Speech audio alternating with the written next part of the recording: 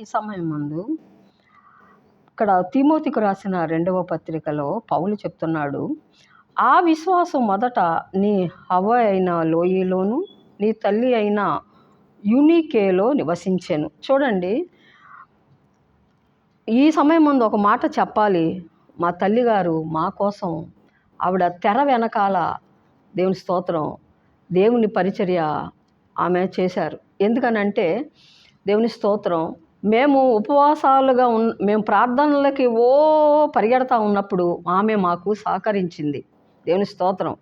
చూడండి, మన భక్తి మన పిల్లలు చూస్తారు, చూసి దాని ప్రకారం వాళ్ళు ఫాలో అవుతారు. దేవుని స్తోత్రం. ఖచ్చితంగా మన ఇంట్లో మనం ఎలాంటి భక్తి చేస్తున్నామో ఆ భక్తి మన పిల్లలు ఖచ్చితంగా చూస్తున్నారు.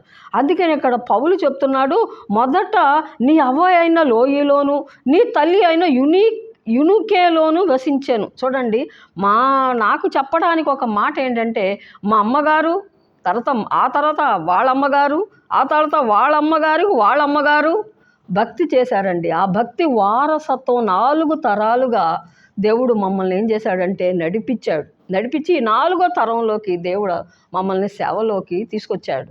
చూడండి, ఆ ఫలము ఎక్కడికి పోదు.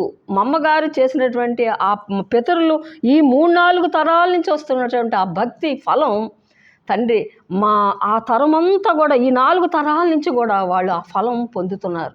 మా తల్లిగారు ఎక్కడ కావాలంటే అక్కడ ఉండొచ్చు. ఆవిడ అంత స్వతంత్రం దేవుడు ఆమెకిచ్చాడు. ఎందుకనంటే ఆమె నిజంగా చెప్పాలంటే గనురాలైనటువంటి స్త్రీ. దేవుని స్తోత్రం. స్త్రీలందరూ కూడా నిజంగా గనులండి. దేవుని స్తోత్రం. మీరు భక్తిలో ఉంటూ మీ పిల్లలను కూడా భక్తిలో మీరు నడిపించినట్టయితే దేవుని స్తోత్రం ఆ ఫలం మీరు పొందుతారు. దేవుని స్తోత్రం. దేవుడు మీకు క్షేమాభివృద్ధి కలగచేయునుగాక. ఆమేన్.